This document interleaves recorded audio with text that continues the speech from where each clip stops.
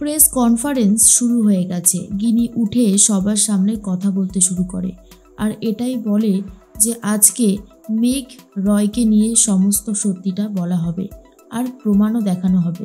কথাটা শোনার পর ময়ূরী ভয় পেয়ে যায়, ভাবতে থাকে আচ্ছা এদের কাছে কি প্রমাণ থাকতে পারে, এরা আবার জোর করে স্বীকার করাবে না তো?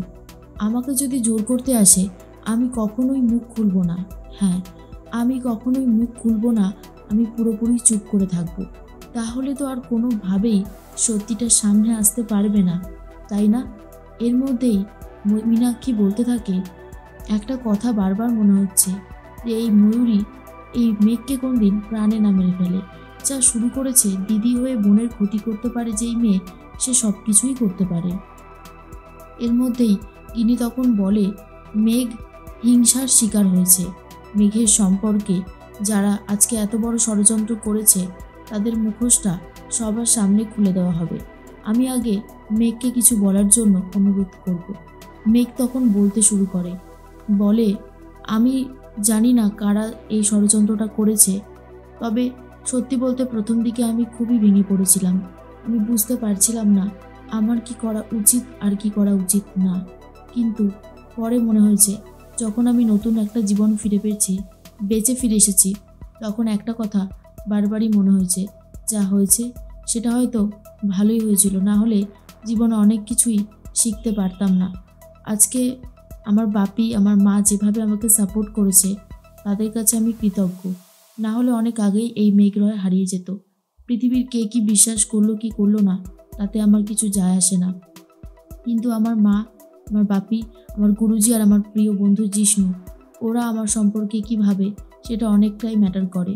তাই আমার বাপি যখন প্রথমবার বুঝতে পারেনি আমার খুব খারাপ লেগেছিল, কিন্তু বাপি পরে সবটা বুঝতে পারে যে তার মেয়ে কখনো এরকম কাজ করতে পারে না, এটা ইম্পসিবল, এটা কখনোই সম্ভব না।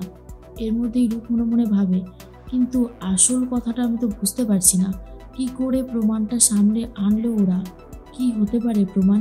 এর মধ্যেই অফিসারকেও কিছু বলার জন্য অনুরোধ করা হয়।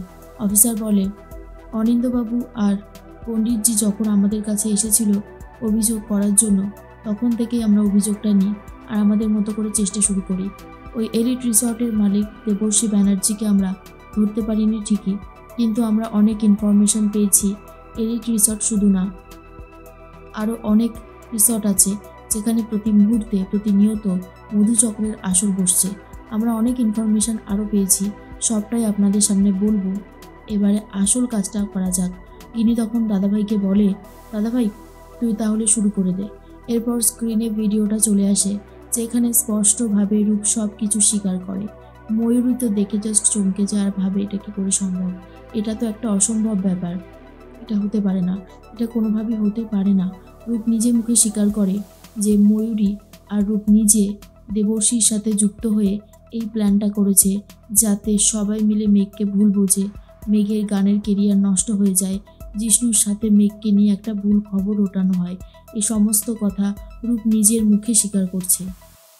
পাশে যে বসেছে রূপ তো ছদ্মবেশ নিয়েছে, সে জিজ্ঞেস করে, আচ্ছা আপনি কোন সংবাদপত্রের মাধ্যমে এসেছেন এখানে? তখন রূপ ভয় পেয়ে যায়, এন্টারটেনমেন্ট ওয়ার্ল্ডের কথা বলে দেয়। আর তখন ছেলেটা বলে, ও আচ্ছা আচ্ছা, কিন্তু রূপ বুঝতে পারে তাকে এখান থেকে তাড়াতাড়ি করে চলে যেতে হবে, নাহলে সে ধরা পড়ে যাবে। কিন্তু গিনি অনেকক্ষণ আগে থেকেই রূপের উপর নজর রেখেছে, রূপ কোথায় যাচ্ছে কি করছে সবটা গিনি জানে, তাই রূপকে ধরার জন্য আলাদা ব্যবস্থাও নেওয়া হয়েছে। আর ময়ূরীও খুব বিপদে পড়েছে, ময়ূরী বুঝতে পারে আর তাকে কেউ ছাড়বে না, এবার তার উচিত শিক্ষা হবে।